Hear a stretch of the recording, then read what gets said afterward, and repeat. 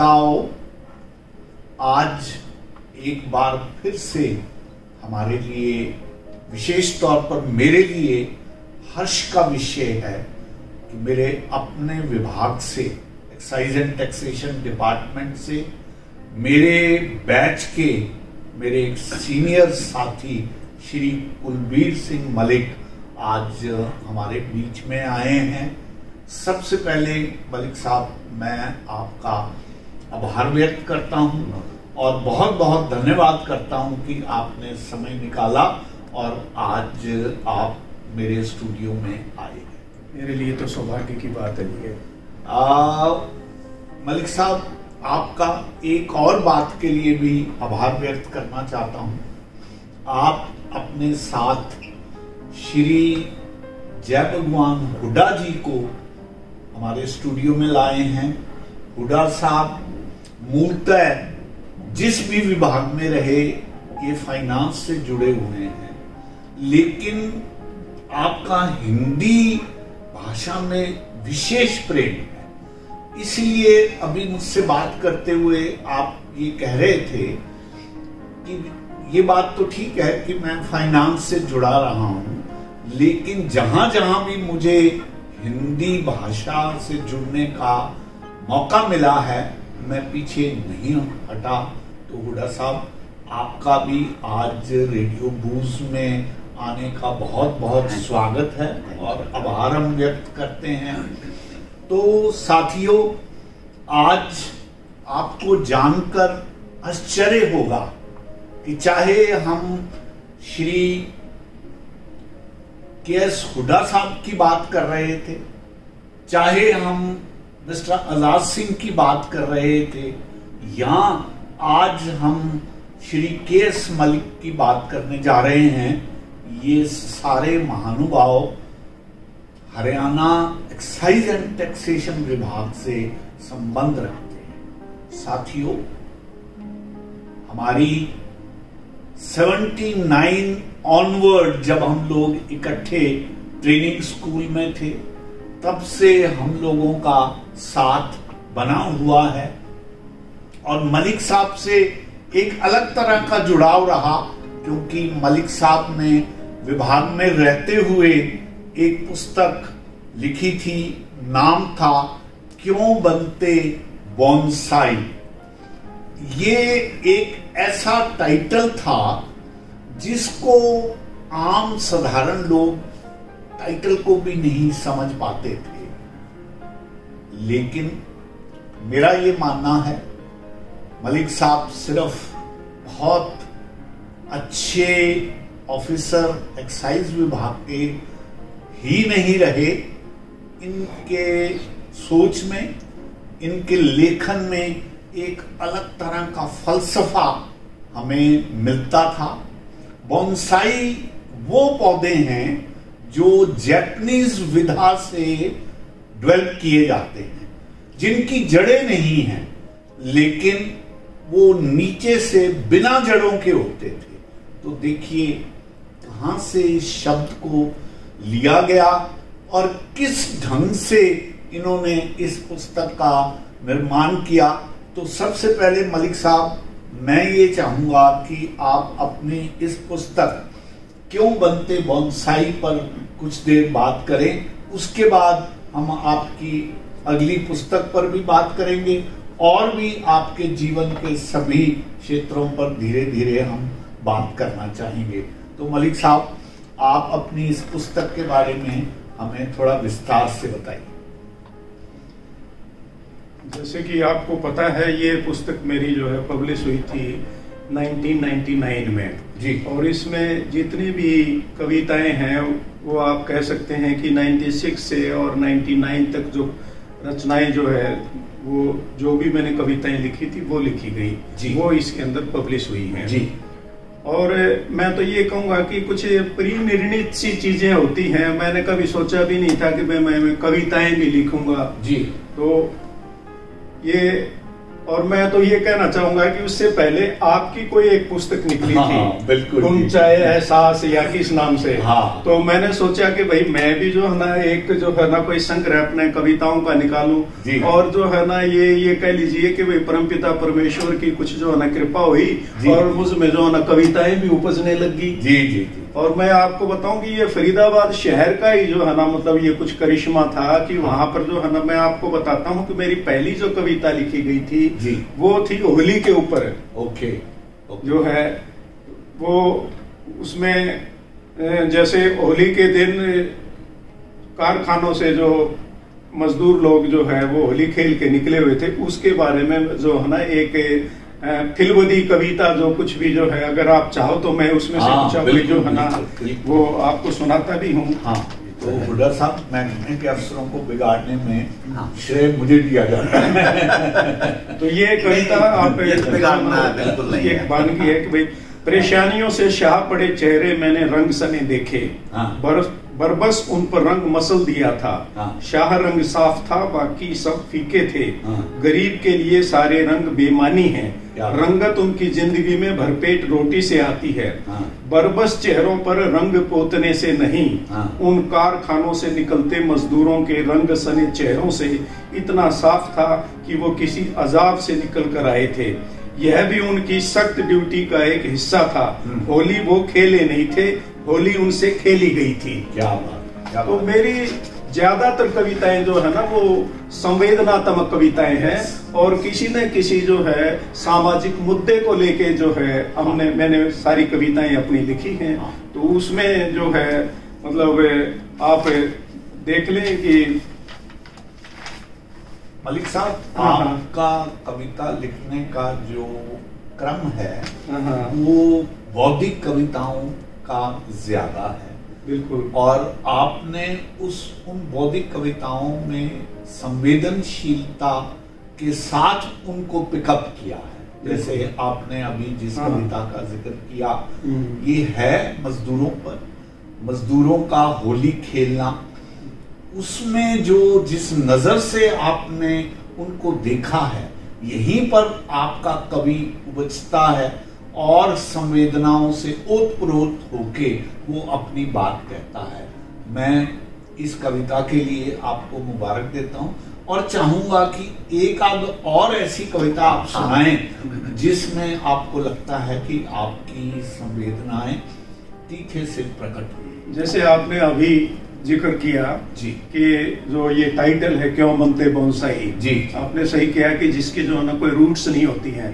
तो मैं तो ये कहूंगा कि मेरी जितनी भी कविताएं हैं, it's a cry against the growing dwarfism in the society. Yes yes yes. तो जो बौनापन होता जा रहा है तो उसके ऊपर भी जो है ना एक जो है ना मतलब कविता में उसकी एक वानगी आपको देना चाहूंगा। जो स्पेसिफिकली पर बौनेपन की होड़। एक गिरावट तब आई जब शिमला की ऊंचाइयों से राजधानी दिल्ली आई। एक्चुअली कोई ना कोई लाइन जो है ना किसी कविता को ट्रिगर करती है। तो ट्रिब्यून में क्या होता था कि उन दिनों में शायद कि भाई जो है ना 50 साल पहले जो है ना क्या हुआ आज के दिन। तो उसका टाइटल था कि capital transferred from Shimla to Delhi, country won't be administered from such heights. तो वो जो लाइन थी उसने जो है ना इस कविता को जन्म दिया एक ढंग से। तो मैं जैसे कह रहा हूं ना कि एक गिरावट तब आई जब शिमला की ऊंचाइयों से दिल्ली राजधानी दिल्ली आई। एक गिरावट तब आई जब सत्ता कद्दावर लोगों से छूटकर बौनों के हाथ में आई। क्या बात। आज की पीढ़ी में ऊंचाइयां किसी को रास न आई, बौनेपन की होड़ लगी है बरगद के बनते बोनसाई।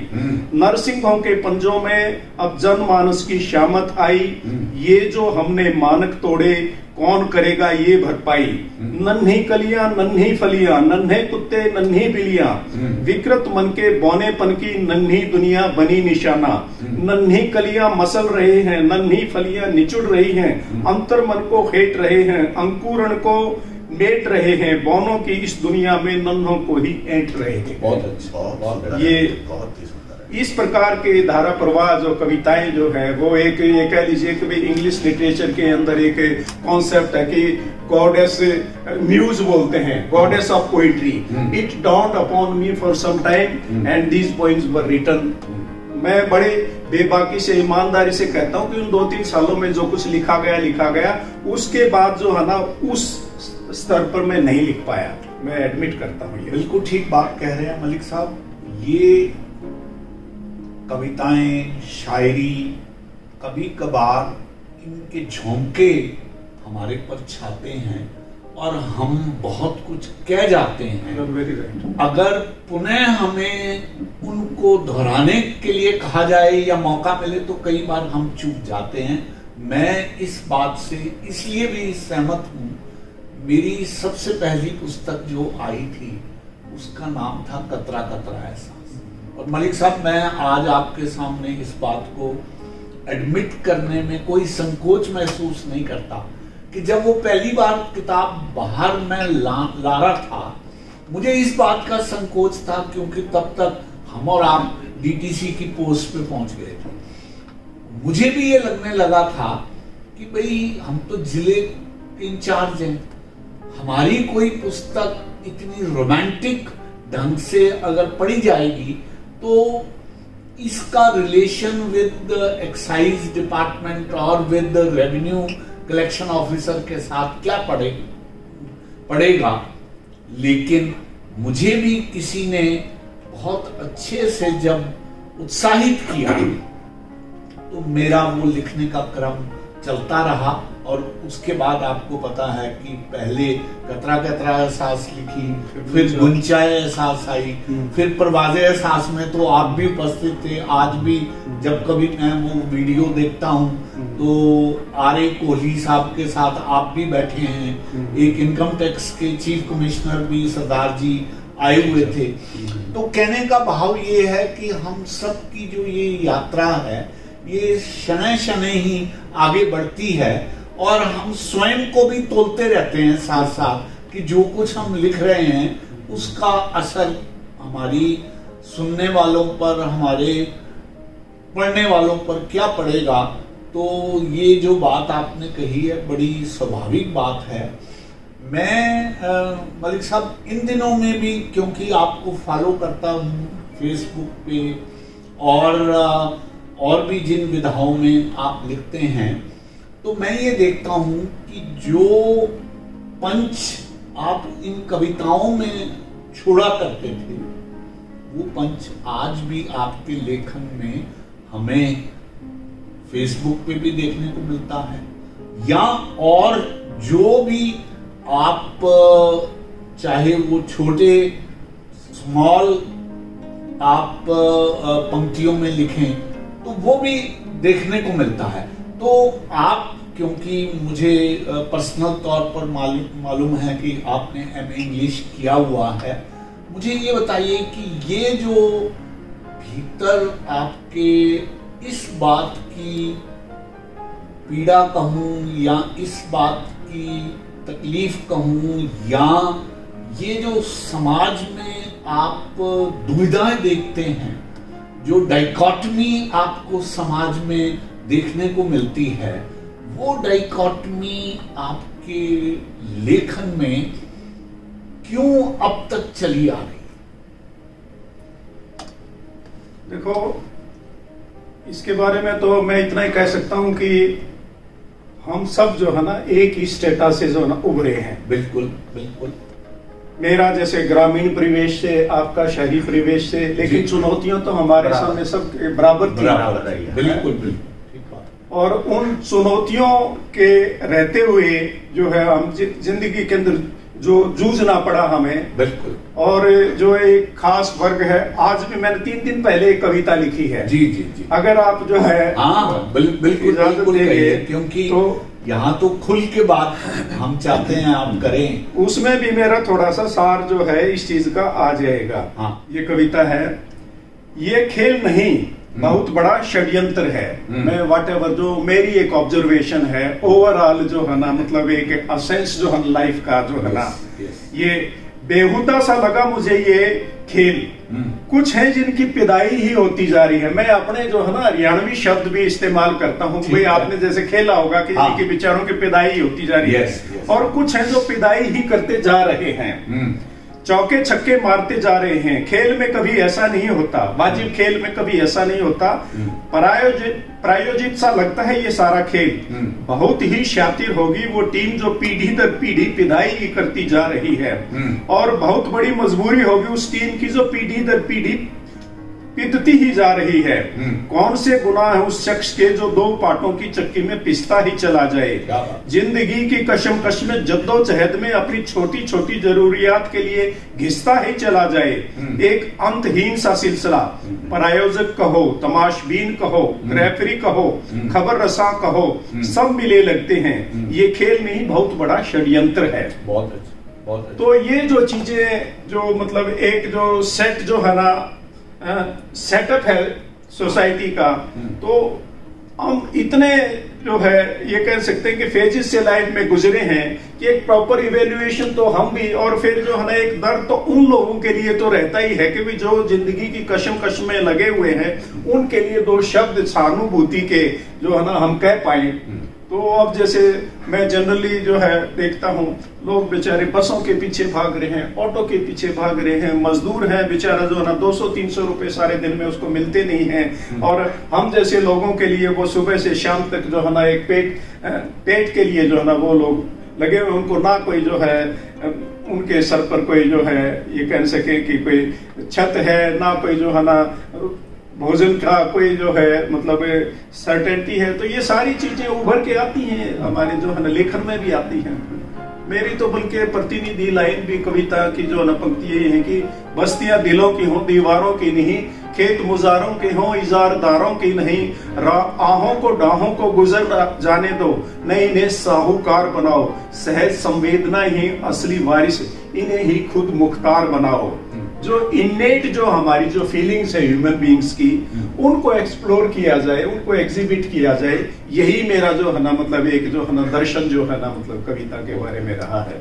उदय साहब, आपने अभी मलिक साहब मैंने इनकी जो ये दो कविताएं सुनी हैं, एक्चुअली ये सबसे ज्यादा इमोशनल कवि तो है, ये इनके हृदय में कविता है, और वो जन्म से ही है, ऐसा नहीं है कि वो ये उद्गार होती रहती है। बिल्कुल। अभी इन्होंने दमन दोनों जैसे असमानता राजनीतिक तौर पे भी जो फैला हुआ है, और अब कर्म करते रहना, ये जैसे गीता में है, अब वो बात भी अब इस हालात में सच नहीं हो रही है कि जो रोजाना मजदूरी पर जाते वो 300 रुपये 400 रुपये उनके रहने की जगह नहीं, उनकी पीढ़ी दर स्ट्रगल करना पड़ता है।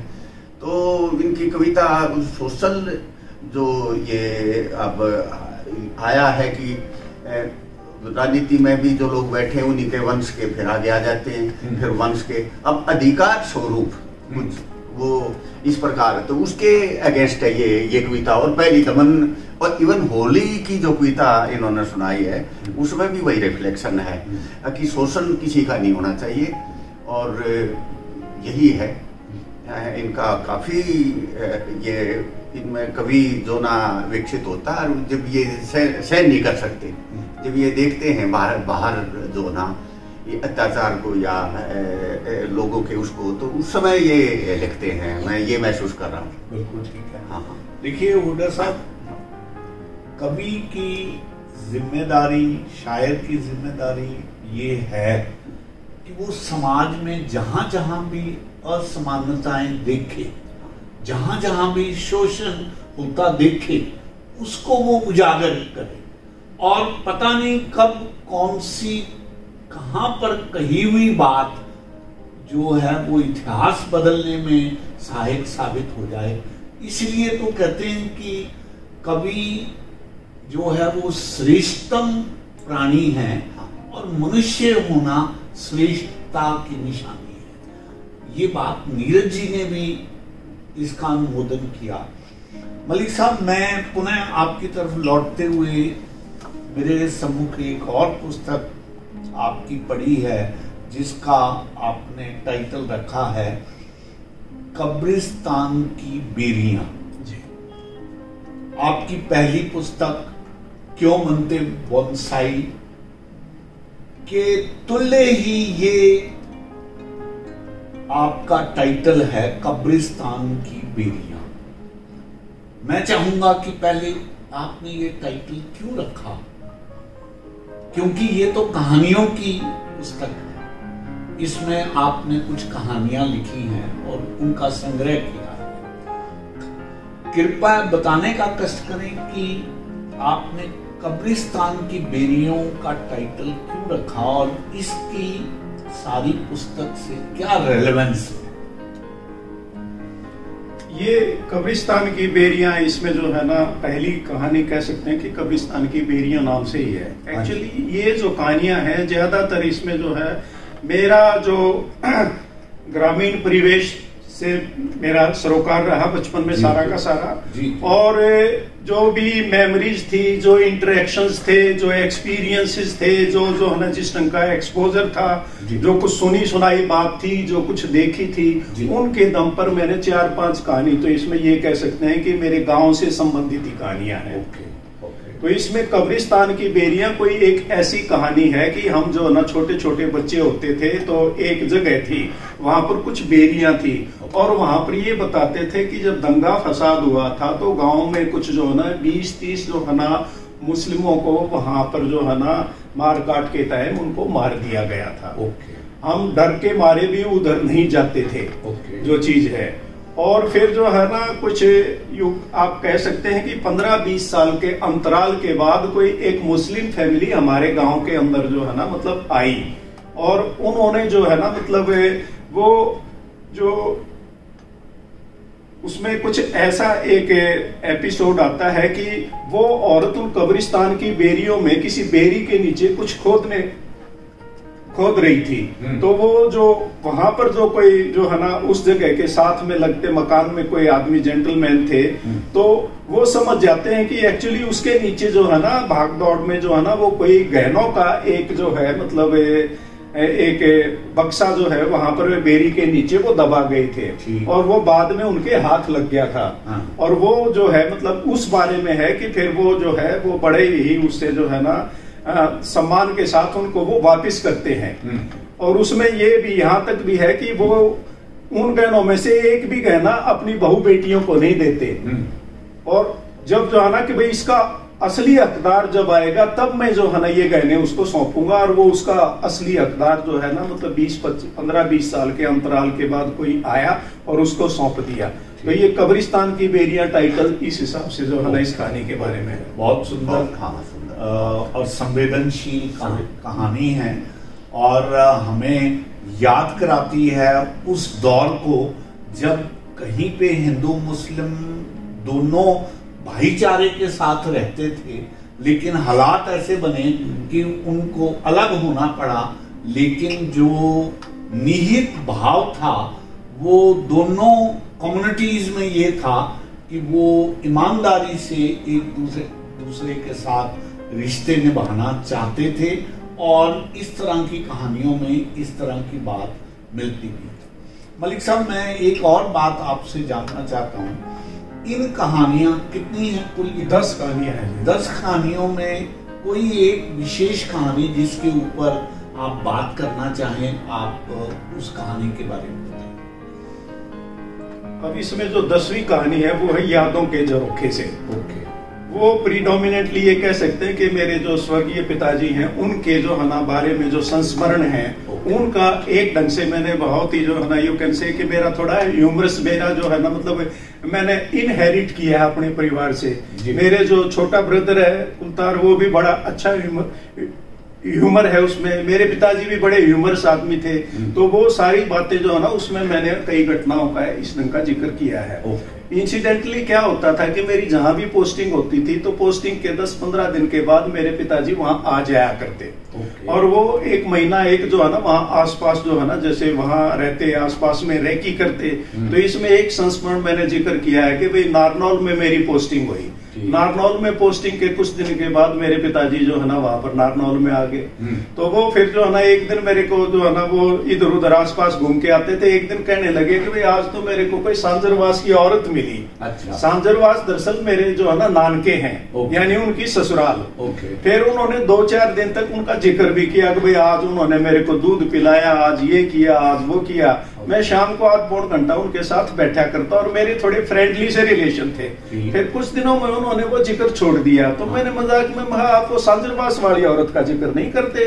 तो कहने लगे कि जो है ना वो तो फूफा कहने लगी मेरे को, तेरे को आपको वो जीजा कैसे कहते, फूफा की उम्र है। तो बल्कि ये एनेक्डोट मैंने डिपार्टमेंटल मीटिंग में भी रोशन लाल जी जिक्र करने लगे कि उनके गाँव में जो है ना एक ठेका जो है ना वो उठाने के लिए वो कोशिश कर रहे थे। तो रोशन लाल जी को, अब भाई मेरी ससुराल है, तो मैंने रोशन लाल जी को कहा माँ रोशन लाल जी एक बात का ख्याल रखें, आप वहाँ वो बटे नहीं आप फूफा के स्टेज पर हो। तो मेरी आदत थी मीटिंग्स में भी जो है ना जो स्टेट लेवल की मीटिंग होती थी उनमें इन सारी चीजों को, मैं इन जोक्स को क्रैक करता रहता था। इसमें कई ऐसी ढंग की जो है ना, इवन मैं पॉलिटिशियंस के बारे में मेरे पिताजी का कहना था कि ये जो है ना पॉलिटिशियंस, ये among the politicians there is union of bottoms and not of hearts, never of hearts।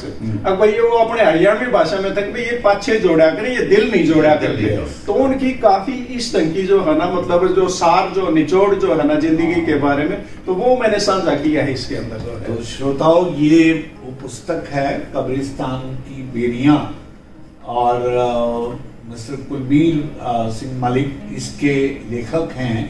तो जहां भी आपको मौका मिले कृपया इस पुस्तक को पढ़ने का प्रयास करें और इनके बारे में आप अपने रिएक्शंस भी मलिक साहब को डायरेक्टली भेज सकते हैं, हमारे पास रेडियो पे भेजेंगे, वो भी हम इनको पहुंचा देंगे। तो कुल मिलाकर मलिक साहब ने कविता के क्षेत्र में भी और कहानियों के क्षेत्र में ये 2 कृतियां इनकी हमारे सामने आई हैं। मलिक साहब, इससे पहले कि हम आज की बात समाप्त करें, मैं एक बहुत ही पर्टिनेंट क्वेश्चन पर आपकी राय और हुड्डा साहब की राय भी लेना चाहता हूं। देखिए, जब ढाका साहब मेरे पास स्टूडियो में आए और मिस्टर आजाद सिंह आए, हमने उनसे ये प्रश्न किया कि जितने भी सरकारी अफसर हैं एक स्टेज पे आके उनको रिटायरमेंट मिलती है, फेस करनी पड़ती है। अब सवाल ये आता है कि हम सब लोग सरकारी ढर्रे में काम करने के आदी होते हैं अप टू 58 और 60 इयर्स। उसके बाद इमीडिएटली जब हम खाली हो जाते हैं, तो सवाल और प्रश्न जो मैं आपसे भी पूछना चाहता हूं, आपके हिसाब से क्या बेस्ट तरीका है जिससे कि रिटायरमेंट वाला जो समय है वो बहुत ही आत्मसम्मान के साथ, बहुत ही संतोष के साथ हम बिता सकें? कुछ ऐसे सुझाव आप हमारे श्रोताओं को दीजिए ताकि अनुभव के आधार पर हम उनको भी इसका बेनिफिट बता सकें। तो इस बारे में तो मैं यही कहूंगा कि भाई हर आदमी के अपने शौक हैं, अपने टेस्ट हैं जी। और इस स्टेज पर आकर जो है जो मेजर चैलेंज तो हमारे पास हेल्थ का है। यस। अपने हेल्थ के बारे में कॉन्शियस रहें। मैं तो ऑनेस्टली स्पीकिंग, मैं तो कभी मेरी लाइफ में तो बोरियत नाम का तो कोई शब्द ही नहीं है मेरी डिक्शनरी के अंदर।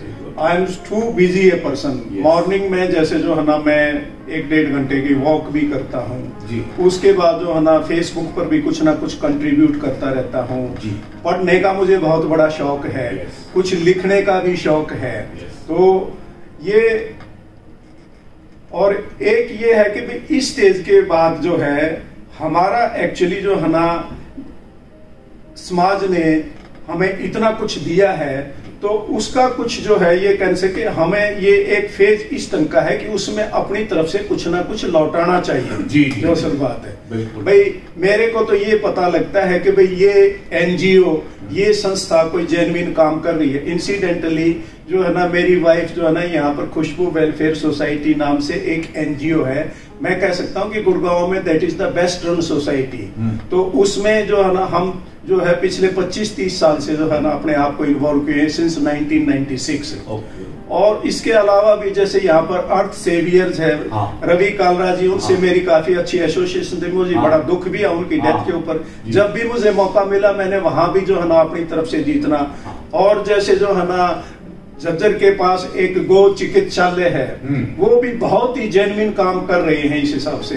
तो मेरे को तो जहां भी पता लगता है कि जैसे यहाँ पर गुड़गांव में एक सुरुचि साहित्य कला परिवार है, उससे भी मैं आप कह सकते हैं कि पिछले जो है ना 25 साल से जुड़ा हुआ हूँ। तो मुझे तो ये विश्वास हो जाए कि भाई ये लोग अच्छा काम कर रहे हैं, तो मैं अपनी तरफ से तन मन धन से उनको जो है ना कंट्रीब्यूट भी करता हूँ। और वैसे भी डे टू डे लाइफ में जो है ना एक पीसफुल और सीरीन लाइफ का तो जो है ना की तो यही है कि भाई आप अपनी तरफ से जितना किसी के बारे में अच्छा कर सके, ताकि जो है ना एक जो है ना ग्रेसफुल एग्जिट जो है हमारी इस हिसाब से जो है ना इस दुनिया से हो जाए। हम जो है ना एक स्टेज पर अब लाइफ में आए हुए हैं। बहुत अच्छे।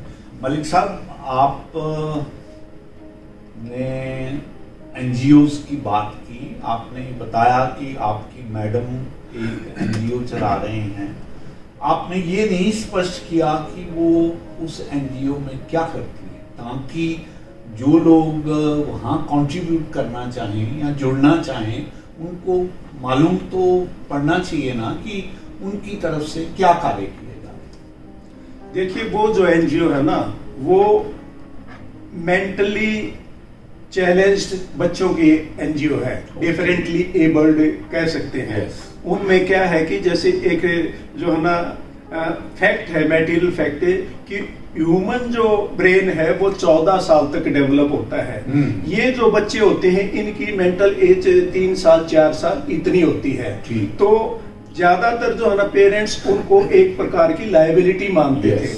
लेकिन इस एनजीओ ने क्या किया है, और जगह भी इस प्रकार की एनजीओ चल रही होंगी कि उनके पास प्रॉपर थेरेपिस्ट भी हैं और काउंसलर्स भी हैं, साइकोलॉजिस्ट भी हैं, उनको क्वालिटी टाइम प्रोवाइड किया जाता है। और कुछ मार्जिनल केसेस होते हैं तो उनको जो है ना लाइफ में बड़ी अपॉर्चुनिटीज भी जो है ना मैं अपना एक पर्सनल जो है ना मतलब इस मामले में जो है ना केस शेयर करना चाहूंगा। मेरे जो यंगर ब्रदर हैं कुलतार मलिक, उनका बेटा जो है वो कह सकते हैं कि मार्जिनल केस जो है इस हिसाब से, तो उसने उसको बैडमिंटन के अंदर जो है ना मतलब एनकरेज किया। और आप जो है मैं आपको बताता हूं कि he is one of the achievers in the state. उसने ग्रीस जो है ना, जो इनके जो है डिफरेंटली एबल्ड बच्चों का जो ओलंपिक था, ग्रीस में जो है ना मतलब गोल्ड मेडल लिया। एक और स्टेट के अंदर भी जाके गोल्ड मेडल लिया। उसको जो है भीम अवार्ड मिला हुआ है और आज के दिन हरियाणा सरकार ने उसको कोच की पोस्ट भी दे रखी है। तो और यहाँ खुशबू वेलफेयर सोसाइटी से भी काफी बच्चे कोई संगीत में, कोई पेंटिंग में, कोई स्पोर्ट्स में, अब पेरेंट्स ये मानने लगे हैं कि भाई ये बच्चे जो है ना लायबिलिटी नहीं है, अगर इनके ऊपर भी किसी प्रकार का इनपुट किया जाएगा तो ये बेचारे भी, इनकी भी अपनी एक दुनिया है, ये भी कुछ कर सकते हैं। और अब तो उन्होंने वहां पर जो है ना रेजिडेंशियल फैसिलिटी भी जो है ना प्रोवाइड करने के लिए उनका प्रोजेक्ट चल रहा है।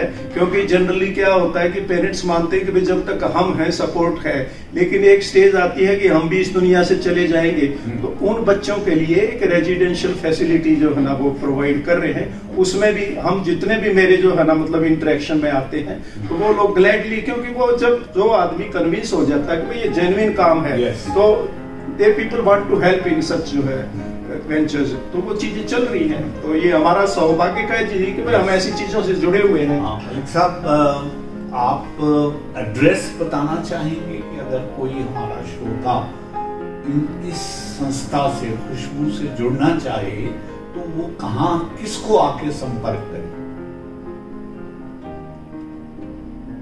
फिलहाल तो मैं अपनी वाइफ का जो है ना मोबाइल नंबर दे सकता हूँ आपको। जरूर बताइए। This is 9313112131। She is 9313112131। Okay, आपका नंबर तो मेरे पास है ही है, अगर जरूरत हुई तो वो लंबे टाइम से उनकी जो है ना मेंबर एग्जीक्यूटिव भी है और जो है ना मतलब वो she can guide a lot, कोई ऐसी बात नहीं है। तो हुड्डा साहब देखो, इसमें एक जैसे मैं हमारे एक दोस्त हैं, वो वाइस चांसलर है 2 यूनिवर्सिटी में, डॉक्टर पीसी पतंजलि, नाम भी ले रहा हूँ मैं। उनका एक बेटा था, वो इसकी टीचर यूनियन की उसमें इतने जुड़े रहते थे, एक समय नहीं देते थे। उनका बच्चा रियली काफी इंटेलिजेंट था वो, पर वो उसको सुनाई नहीं देता था। अब सुनाई ना देने के कारण उसको मशीन आ गई थी बाजार में उस समय, वो नहीं लगवाया, समय नहीं दे पाया। वो बाद में जो ना उसको बाद में अभी उसको सुनने की प्रॉब्लम थी, वो फैसिलिटी उसको मिली नहीं, तो उसके ब्रेन का भी फिर उस ढंग से इवोल्यूशन नहीं हुआ। तो ब्रेन का इनका सारा जुड़ा हुआ है, आप तो इन चीजों को ज्यादा समझते हो। तो अगर टाइमली केयर हो जाए कमजोर जिसको हम कहते हैं एज का, तो उसमें बहुत चेंजेस आ जाते हैं और वो अपने जीवन ढंग से गुजारने के लायक बन जाते हैं। बिल्कुल ठीक, बिल्कुल। तो मलिक साहब, मैं आपकी आखिरी दौर की बात को सुन के बहुत द्रवित महसूस कर रहा हूँ। बहुत जेन्युइन काम में आपकी मैडम और आप लगे हुए हैं, और मैं आपसे ये बात कहना चाहता हूँ कि देखिए, वो क्या रहा है, रेडियो बूस्ट का जो एक लक्ष्य है वो यही है कि हम आम लोगों को इन सब चीजों के प्रति जागरूक करें। अगर आप मुझसे पूछें कि एक सेंटेंस में आप ये बताइए कि आपने रेडियो बूस्ट क्यों एस्टेब्लिश किया, तो मैं आपसे कहूंगा कि सतत जागरण इसका एकमात्र लक्ष्य है। और वो सतत जागरण किस क्षेत्र में है? वो अध्यात्म के क्षेत्र में भी है, साहित्य के क्षेत्र में भी है, वो wellness of human beings on physical plane as well as on health plane पर भी है। तो हम चहुमुखी विकास के लिए जो भी कुछ कर सकते हैं और जिन भी लोगों को बुला सकते हैं, देखिए, मैं पिछले 2-3 प्रयास में आपसे बात करता रहा कि आप बताइए मलिक साहब कब आप आ सकते हैं, क्योंकि मेरा आपके ऊपर एक हक है, एक कुलीग होने के नाते, ये जानते हुए कि आप साहित्य में रुचि रखते हैं, ये जानते हुए कि आप बेनोवलेंट एक्टिविटीज में विश्वास रखते हैं।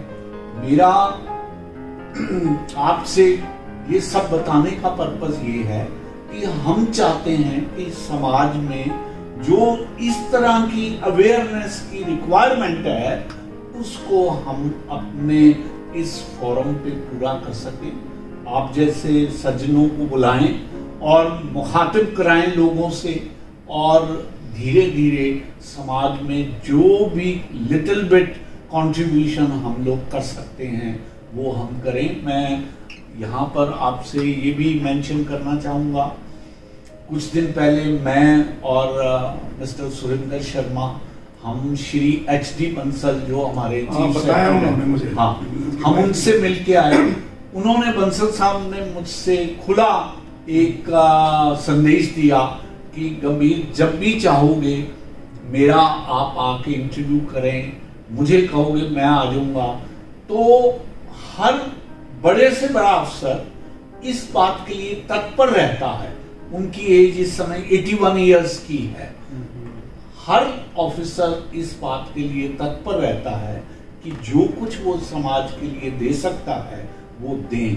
और मेरे हिसाब से अपनी अपनी जगह पर अगर हम छोटे छोटे दिए भी जलाएंगे तो वो दिन दूर नहीं जब ये हिंदुस्तान ऑलरेडी जिस तरह से विश्व स्तर पर आगे आ रहा है, हमारा अपना शहर भी, हमारा अपना समाज भी आगे बढ़ेगा। तो इन शब्दों के साथ मैं आप दोनों का बहुत आभार व्यक्त करता हूं कि आप अपना समय निकाल के हमारे बीच में आए हैं और जो कुछ आपने हमारे श्रोताओं को बताया है, मैं समझता हूँ ये प्रेरणा के लिए बहुत कुछ है और लोग अपने अपने ढंग से अपनी अपनी प्रेरणा के लिए कार्य करेंगे और समाज की भलाई के लिए काम जरूर हो। आपका बहुत बहुत आभार और बहुत बहुत धन्यवाद।